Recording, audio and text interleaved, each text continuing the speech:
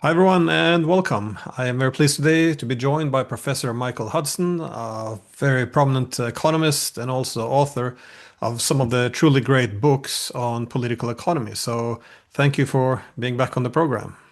Well, thanks for having me, Glenn. Um, well, what is interesting with Trump is he comes off as I guess, a peace president, at least in his campaigns.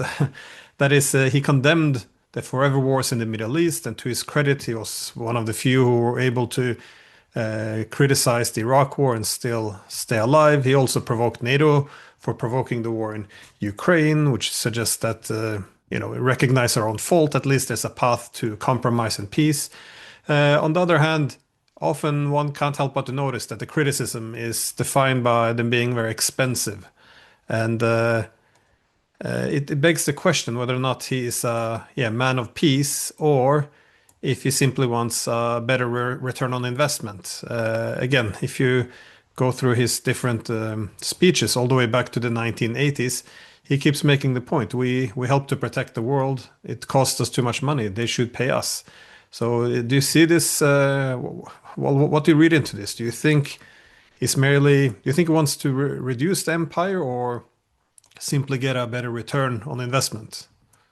Well, Trump's plan for peace is really very simple. He wanted a ceasefire on terms that Russia would surrender virtually to NATO. It would stop fighting. Germany and England and France would move their troops in. The Ukrainians would continue to attack and set up missiles ready to attack Moscow and essentially escalate the war and seize Ukraine. Russia would lose. He has a similar peace plan for Gaza. As he said, kill them all. Then there will be peace. There won't be anyone to fight anymore. And his idea for peace in with Iran was similarly simple. Let the no enrichment, let the inspectors in, so they will know everywhere where you have a potential military or enrichment site, so that the Americans and Israelis can bomb them and destroy you and bring a regime change.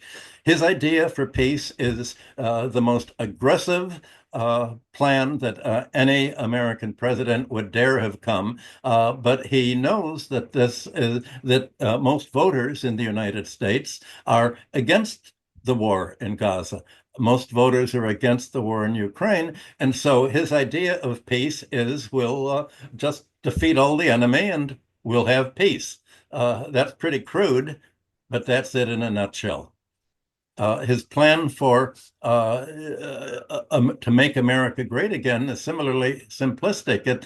I hesitate to say what his actual plan is, because if I try to make sense out of it, you'll see that it doesn't make sense, and you'll think that I'm not making sense. So if you could ask particular aspects of the plan that you see, then I will discuss them and why they will either work or not work, or how they will work. Well, you brought up an interesting one. We don't have to go into that one on the Middle East, which is kind of interesting because if you want peace or profit, then of course ethnically cleansing all of Gaza and make it a Middle Eastern Riviera, it's obviously puts the economics over anything that can be considered just peace. But I thought perhaps we could focus on the deal the United States is making with Ukraine. That is the minerals deal. The whole I guess the premise of the thing is, which is now signed, of course, that Ukraine signs over control over a lot of its or half of its natural resources, and the idea is and this would make American and Ukrainian interest inseparable now, and this would ensure that America would always be there for Ukraine, and this is the security guarantee Ukraine really needs. How do you read into this? Well, it's the idea of actually getting Ukrainian resources, and Trump has mentioned specifically rare earth, was a fantasy from the beginning, as all of the scientists and economists have noted. His idea was that if you can take the number one resource that he said, we want the Zaporizhzhia atomic plant to be under American direction. Well, that will simply control who gets the electricity. Obviously, the electricity would be sent westward to Ukraine, not eastward to Russia, and the plant would be used as basically a monopoly. Regarding rare earths, the mining of the rare earth is so expensive that there's no economic benefit for having rare earths. The only advantage would have that the so-called miners would be American troops masquerading as if they were miners. I think if there's anything to be grabbed in Ukraine, the Ukraine that's left after Russia finishes its military operations, it's the land itself. And already the Oakland Institute here in America have outlined how many American investors have been buying up Ukrainian farmland. So basically, the Ukrainian economy that's left is already going to be owned largely by foreigners, not by Ukrainians. So the whole idea is a surrender, and the way in which Trump has organized this economic consortium to invest and divide up the profits is Ukrainian puts up the resources and presumably spends some of the money to develop. The Americans will spend money, but the American contribution is counted by to include all of the value of arms that the United States sends to Ukraine. These are the vastly overpriced arms for American aircraft, missiles, and tanks. And the cost of these armaments that America is sending is so large that basically Ukraine will not have very much share in any profits that the agriculture or mining or other resources have. And Zelensky himself, when the plan was first announced, said that this is Ukraine's patrimony. It has to be used to finance the reconstruction of Ukraine. And he gave almost an eloquent denunciation of why this wouldn't work. So I think this was all a fantasy to begin with. Trump likes to indulge in fantasies, especially where he somehow has a part of all of this benefit. One can imagine part of the investment being a new hotel in Kiev, a Trump hotel. It, it seems such a distraction that it's hardly plays a role in what's really happening in the world. Yeah, it is strange. The things that grabs the news, for example, Trump getting a new plane on his trip to the Middle East, or but some of them are quite significant in terms of the.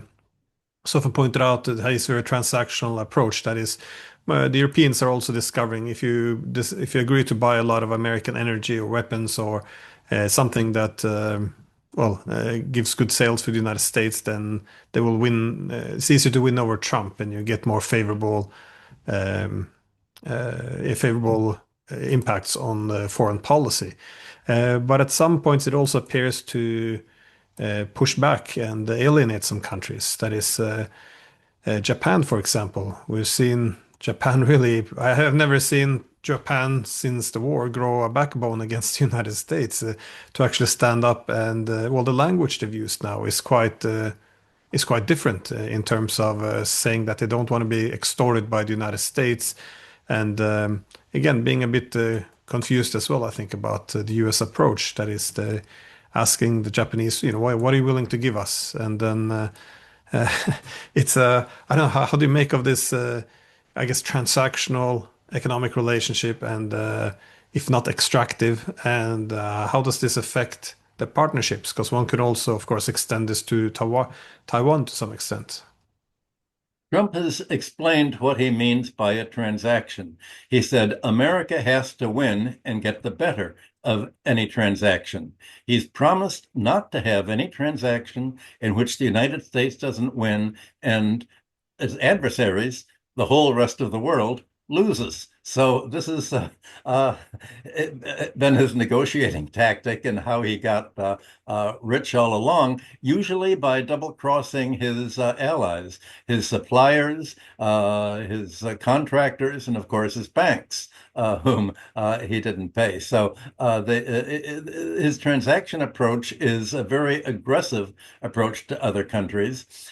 In the case of Japan, he's pretty much locked in the 25% tariffs against Japanese auto exports. And this means that Nissan and other Japanese, Toyota, other countries are not going to be able to make the car exports that they have before. This puts the Japanese car companies in trouble.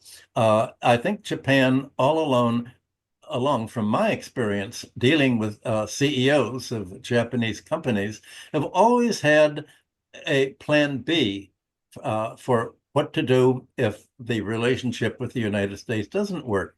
And plan B has always been, well, if it doesn't work for the US, we'll turn to China. And I think Japan has actually begun to pursue talks. I would assume that they've been talking to the Chinese and said, well, if we're not able to export our cars to the United States anymore, there's obviously we're being blocked from our exports. We do have a lot of dollars. Suppose we reorient our economy to yours. Is there any way that Chinese aims and Japanese aims can dovetail? I think Japan does have one of its companies have an auto plant in China. They may very well be talking about some kind of realignment and trade realignment. I have no idea, but I know that that has been the Japanese it was a Japanese approach many years ago when I was there, and I would assume pure geoeconomic self-interest is going to lead them to think, well, if we're locked out of the U.S. market, where are we going to go? And where is the most logical place for them to go? Neighboring Asia. So I think they're thinking of that. Their explicit threat was, well, we are the largest holders of U.S. Treasury securities. And as you've noticed yesterday, the Treasury securities on 30-year bonds almost hit 5%. That's been unprecedented for many decades. There, you can when Trump says we, meaning the royal we, Trump, intend to drive the dollar down, thinking that this will make American industrial exports more competitive with the devaluation. Somehow this tells investors, well, if you hold U.S. Treasury securities, and they've already gone down, 5 or 6% since Trump took place. If they go down another 6%, that means any interest that you get on the U.S. Bonds is going to be wiped out in your own currency terms by the depreciation of the dollar. This is not a way of attracting foreign investment into the dollar.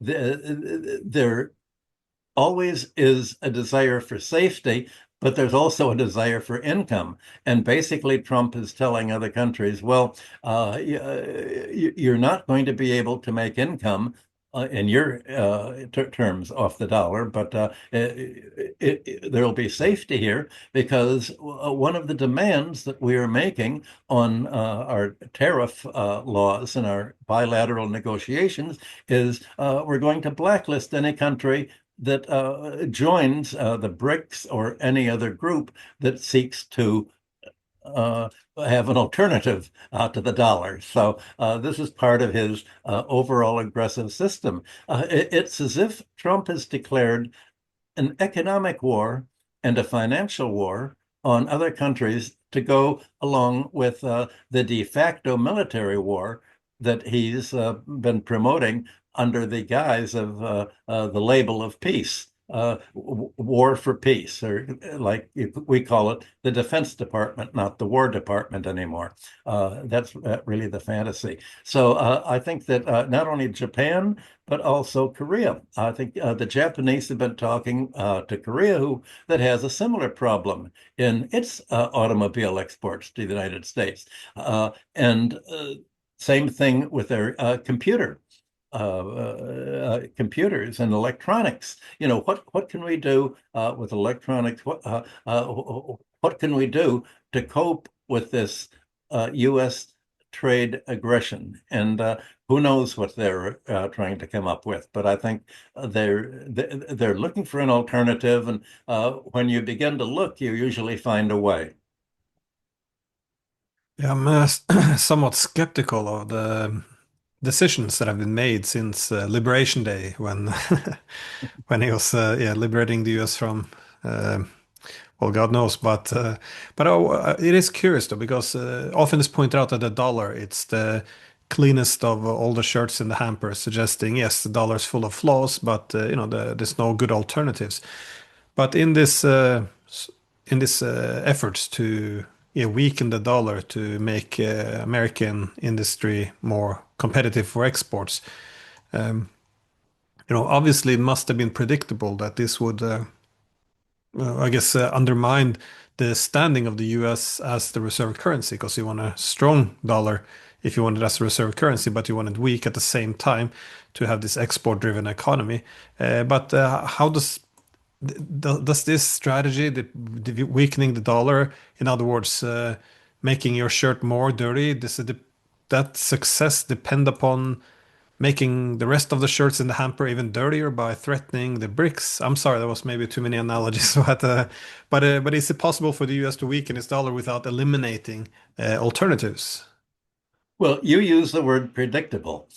You can predict it, and I can predict it. But suppose you're working within the Trump administration in the Treasury or the State Department. If you were to make the predictions within the Trump administration of the sort that you and I make, you would be told that this is not, you're not on the team. This is not a prediction that is helpful for us. Could you rethink your prediction? Or if you say the U.S. is going to lose, the boss will say, "Is there some reason that you want the U.S. to lose? Do you have some prejudice leading you to want the U.S. to lose? Well, why would you look at ways in which the U.S. could lose? You've got to get on our team." So even if somebody could think to themselves and go through the logic that you and I and your other guests have been describing on your program, this is not a plan for job advancement within the U.S. Administrative bureaucracy. So Trump has emerged as such a bully with such vindictiveness against people who criticize him that there isn't really an alternative voice by people saying, well, what if this doesn't work? Or what are the possible shortcomings? What could go wrong with all of this? So I think much of what is happening is, to use the words that the New York Times begins almost every article with, is nobody could have expected. Or to everyone's surprise, meaning to their tunnel visioned reporters, who possibly could have expected the tariff plan and the economic plan and the budget plan to go so wrong? Well, it does go wrong, and it shouldn't have been hard to see if you take into account other countries acting in their own self-interest in response to what the Trump administration and the Americans do. But the Americans, it's as if everything Trump does is thinking, well, here's what we will do. And other countries really don't have a chance to respond, because if they do, we'll just impose sanctions on them. Punishing rules will hurt them in one way or another. That's the only thing that Trump and the U.S. foreign policy in general have to offer. We will hurt other countries that take steps that do not conform to the American policy of unipolar control that we want. And That I guess that's called hubris. Yeah, I always make the point that this is such a temporary strategy because you can, of course, threaten someone not to diversify away from dependence on you. But again, when the weapon you use to threaten is their dependence on you over time, yeah, it's a little bit like BRICS. If BRICS de-dollarizes, America will punish all the members of BRICS. But of course, you don't want to be too dependent on the United States. So I think this was already from the 90s predicted as how unipolarity or global primacy would end. That is, the declining hegemon would be required to use its administrative control over the international economy more aggressively to prevent the rise of competing centers of power. But when the declining hegemon uses or abuses its, I guess, privileged position in the international system, it would only create incentives for the rest of the world to begin to diversify away from the declining hegemon and even collectively balance it. So this is why I always thought it would be a good idea for the United States to accommodate in some way, to have a preferable position in a more multipolar economic system. But those hopes, of course, they're long gone by now, I think so. But it would have been much more beneficial. I think it's once you develop an adversarial relationship between the US and China, the US lose, China lose, and eventually the world lose as well. So, but on that topic of China, it doesn't seem like everything is only Trump on this issue. That is a lot of the policies of Trump. Of course, I would Before you say, ask the China, Paula, I want yeah, to comment on what you just said. sorry, Uh, yeah, go ahead. because here's the problem.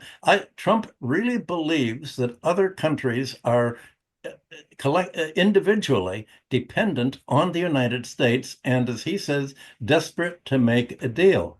He said that Russia its economy is falling apart because of the efforts of war. It's in a stalemate, and it's desperate to make a deal to rescue Putin from this drain. This was the theory that the Rand Corporation wrote up at the beginning of the NATO war against Russia a few years ago. And Trump really believes that the war has depleted Russia and it's desperate for a deal. Before he renegotiated the tariffs with China, he said China is desperate to make a deal with us. It's look at the unemployment that its exporters are having now that we've closed the U.S. market to its toys and dolls and all of the other things that he's talked about for China. It's as if he thinks it's desperate, whereas China's growing way ahead and the American economy is shrinking. And the same thing with Europe and the global South countries. He believes that other countries need the U.S. market and they do not have an alternative. This is like Margaret Thatcher used to said, there is no alternative. Well, of course there's an alternative, and they're looking for it. You mentioned de-dollarization briefly. I think right now it's very hard for Japan, China, and other countries to actually begin reducing the dollars that they already have. It looks like they've held their dollar holdings fairly rapidly. However, they are not going to accumulate any more dollars. That has tapered off, and the new balance of payment surpluses that they're making, they are not recycling to the U.S. Treasury. They're either buying gold or they're investing in each other in one way or another, making loans or currency swaps. But it's obvious that while they say, well, we've been on the hook in the past because we did need the U.S. economy, but it doesn't look now like the U.S. economy is going to be growing very much and offering either trade opportunities or investment opportunities. So what do we need dollars for except to hold our savings? And if we hold our savings in them, the value of dollar denominated savings in euros or yen or other currencies is going to be down. So it's not only that other countries do not need the U.S. market, they see that there isn't any there, that there isn't any U.S. market to have hopes of developing. And that applies not only to China that you're about to ask about, but to Russia, the BRICS, Europe, to all the other countries. I think they're all in a similar reaction. How are we going to replace our former dependence on the United States now that essentially we don't have the U.S. market or the U.S. economy as an investment vehicle anymore? How do we go it alone? Yeah. No, it's the bubbles which forms in terms of no criticism of the decisions, the economic decisions. It's something, yeah, deeply concerning though. But this goes a little bit outside the realm of economics. I noticed the same. If you argue that yeah, China obviously can diversify away from the United States, there's you know that they can't be able to pressure them. Then you're often told, well, that's what the Chinese wants you to think. So you know you're supporting them. Same with the Russians. I've argued. Well, they you know they can diversify with our sanctions. We can't diversify from them. Well, that's what Putin says. So as if you know your loyalty depends on joining their delusions about where the economic power lies. But yeah, what I want to ask about China is that I very much agree that Trump, to a large extent, launched this economic war under his first presidency. But it's also true that Biden really doubled down in terms of the yeah, banning the chips, which again was a clear signal to China that we're prepared to, well, try to destroy your economy. We won't accept your further growth.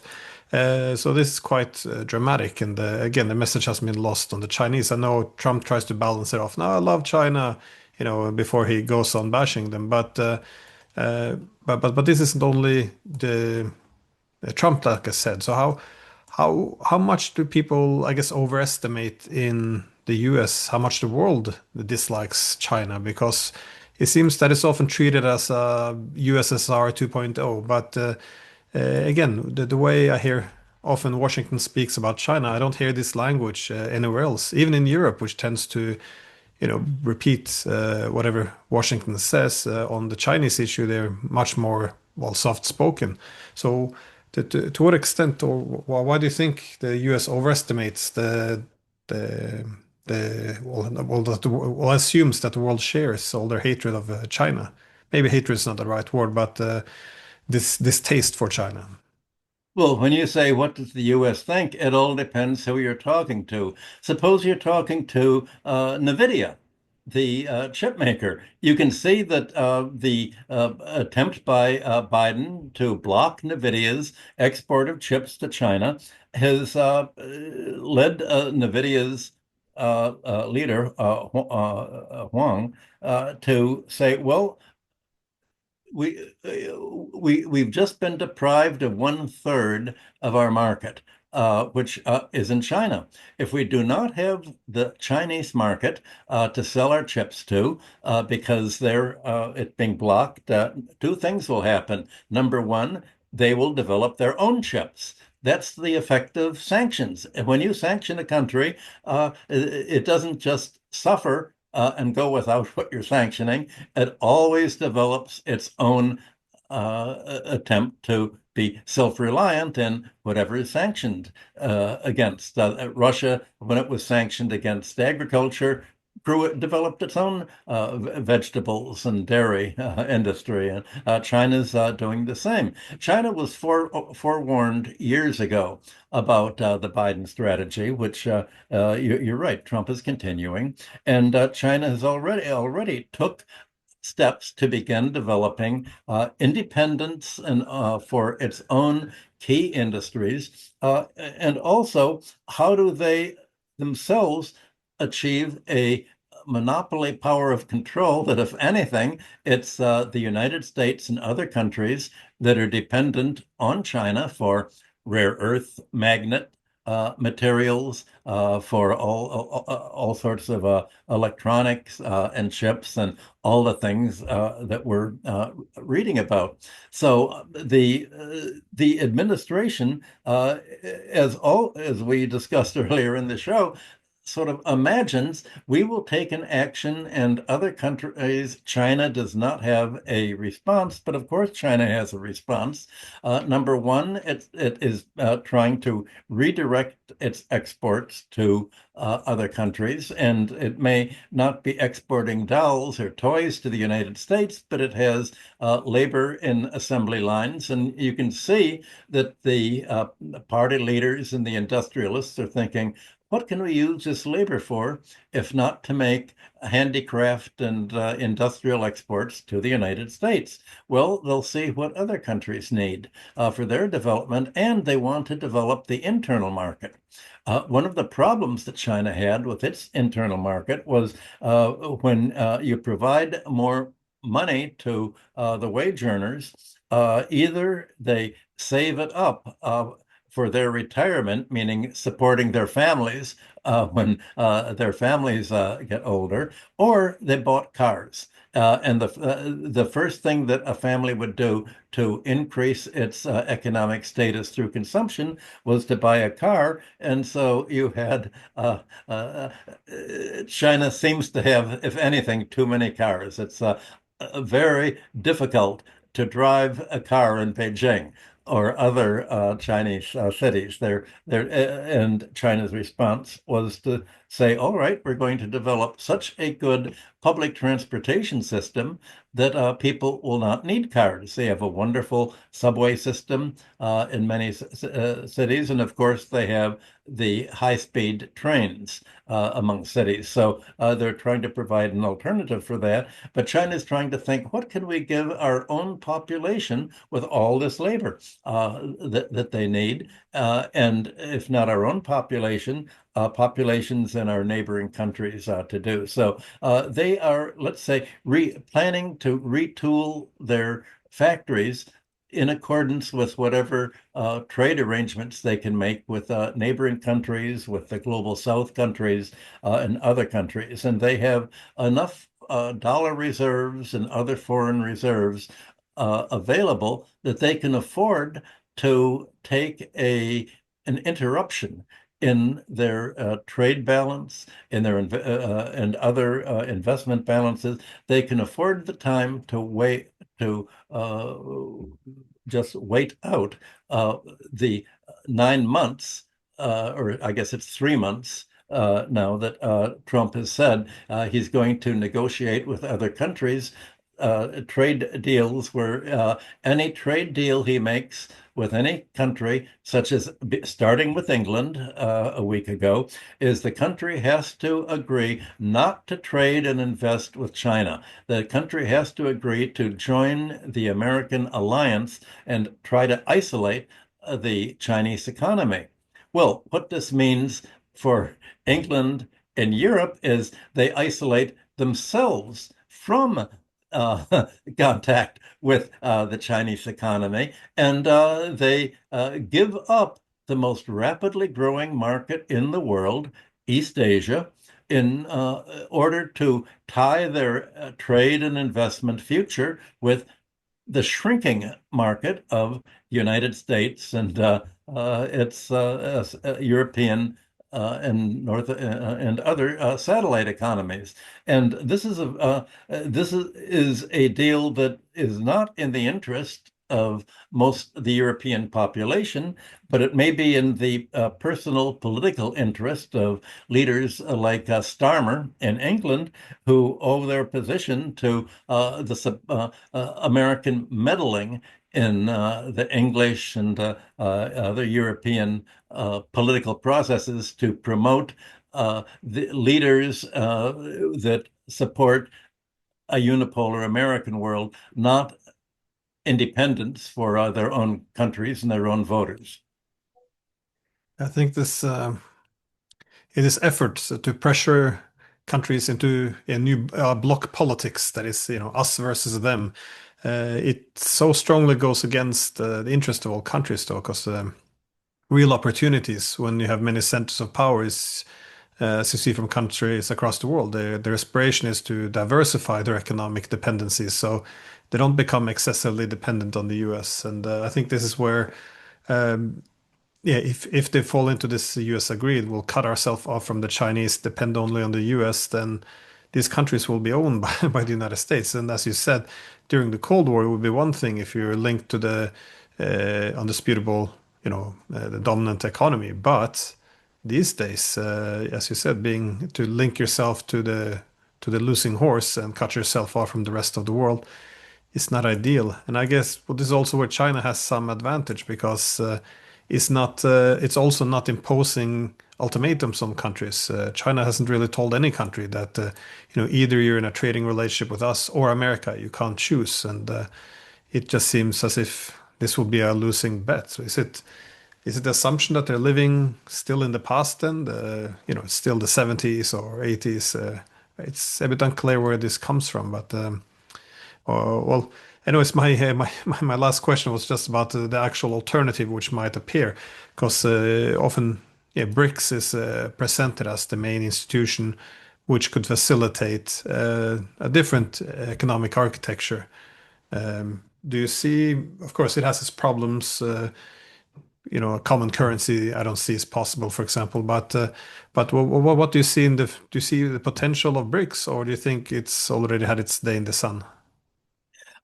The distinguishing feature of what Trump has done in the last few months is irreversible. He has now changed the world in a way that it cannot go back. And I don't think Trump realized this. His mode of negotiation was to make a big threat. We're going to do this.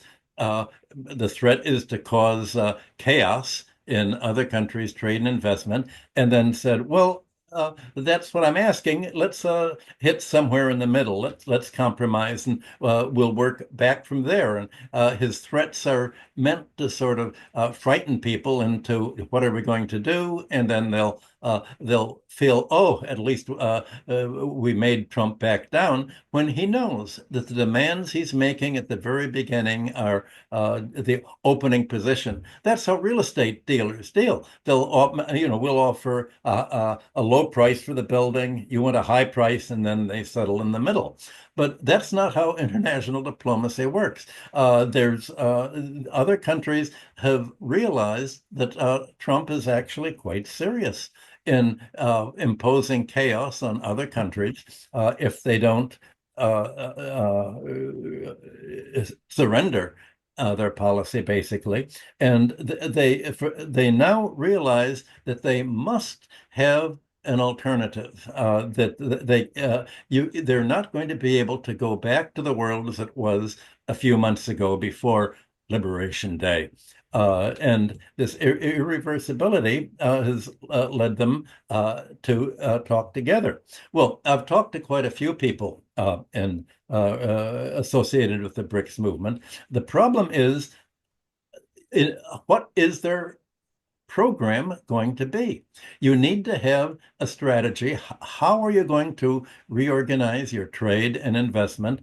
And they really don't have a doctrine like classical political economy in the 19th century. Adam Smith, John Stuart Mill was all a plan. How do we develop England, Britain as an industrial power? Well, we have to get rid of the landlord class. Well, we have to get rid of monopolies. And the Germans said, well, we have to move banking away from usury type banking. We have to use banking to industrialize the economy. Classical economics was their plan forward. The BRICS don't have a similar doctrine of how to go forward in trade. And one problem, I'm told, is that most of the economists they hire to come up with a trade and investment plan are American trained economists who are not trained as in terms of an alternative to neoliberalism. that's what American academic economics is all about these days. It's itself is sort of tunnel visioned, and there's been nothing so far by the BRICS countries that is a whole doctrine of how are they going to develop. There's not even an analysis of what made China able to grow so fast and modernize its economy and raise its living standards so fast. Well, the key to me that China has done is it's followed the original strategy of industrial capitalism in creating a mixed economy, a public-private economy. And the role of the public sector was to prevent monopolies from increasing prices and making the economy less competitive.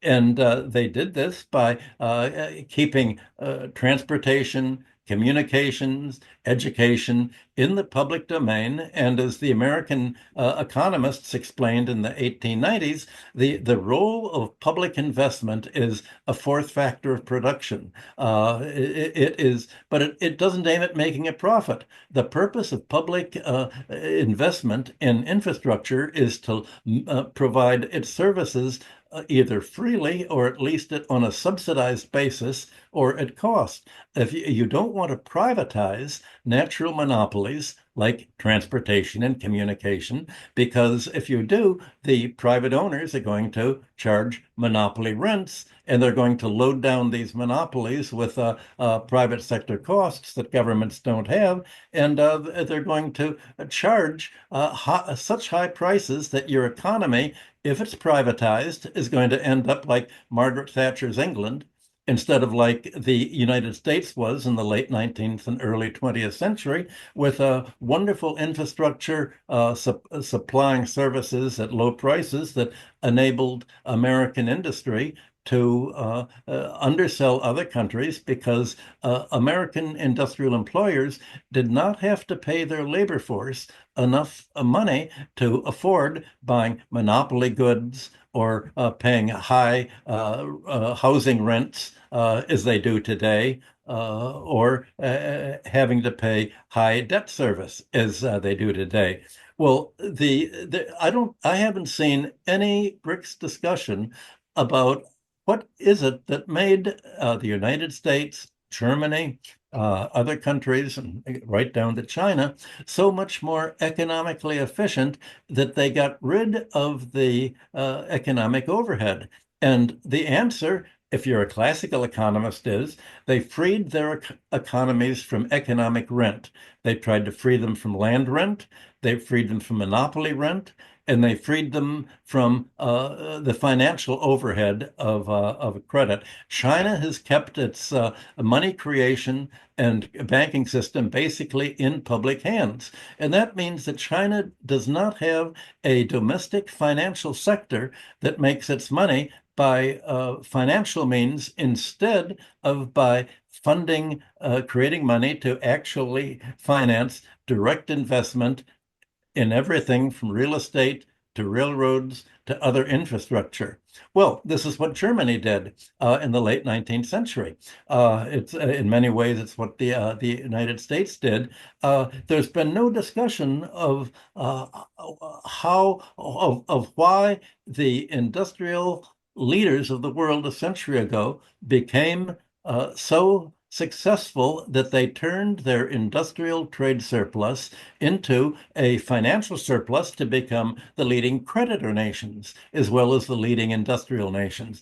There's been no discussion of value and price theory that was the key to classical economics. And price was the excess of charges over and above value, and the difference was rent. Uh, Rent was an addition to the cost of production. Land rent was made by landlords in their sleep. as John Stuart Mill said. Well, the same thing with financial investors. They collect interest in their sleep. The objective of China that calls itself socialism with Chinese characteristics, you could say it's industrial capitalism with Chinese characteristics.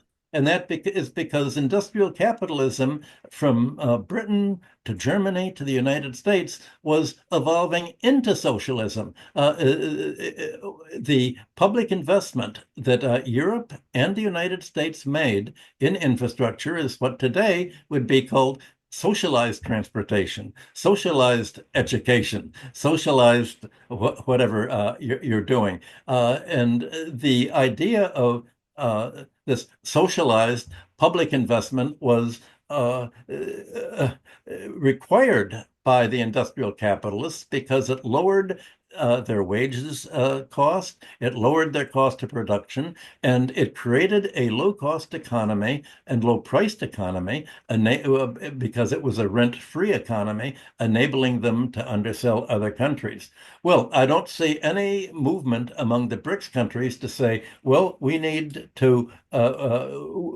can't really develop if we have an American and European owned banking interest that seeks to make financial profits from our industrialization. We want the financial returns to be recycled into new tangible investment to increase capital formation, factories and education and public services and living standards, just like the West did and just like China's done. I haven't seen any statement like that. And that's because I think the economists in the BRICS have not studied classical economics. There was a counter-revolution a century ago against classical economics, led in America by John Bates Clark and in Europe by the Austrians and British utility theorists, saying there's no such thing as economic rent. Everybody deserves whatever income and wealth they have. There's no unearned income. The landlord plays a productive role. And if you look at the American gross domestic product statistics, most of America's GDP isn't really product at all. It includes interest charges, including late fees. That's considered as a profit if you're behind in your payments to a bank and you're charged a late fee, and end up paying 29%. That's a profit. Land rent is considered a service, a productive service. Monopoly rents are included as production. So the whole idea of how do we make our GDP grow if you're a BRICS country, and you don't make a distinction within GDP, well, what's really a product and what is not a product, then you're not going to have the guidelines that the Chinese followed, and before them, the American industrialists, the German industrialists, the French, and everyone else. That's the problem. They're trying to reinvent the wheel without realizing that a lot of the theoretical work was already done in the 19th century with the original emergence of industrial capitalism and classical economics as its doctrine to guide how to become a competitive industrial nation. That kind of discussion I don't see happening today. Oh, it's yeah, something I was missing too. I was hoping for more of a economic discussion within BRICS about yeah, to what extent, well, for example, the Hamilton list with economic model of industrial capitalism would prevail, but yeah, so far, not so much. Michael Hudson, thank you so much for your time. I appreciate it. Well, thank you for having me to discuss these matters, Glenn.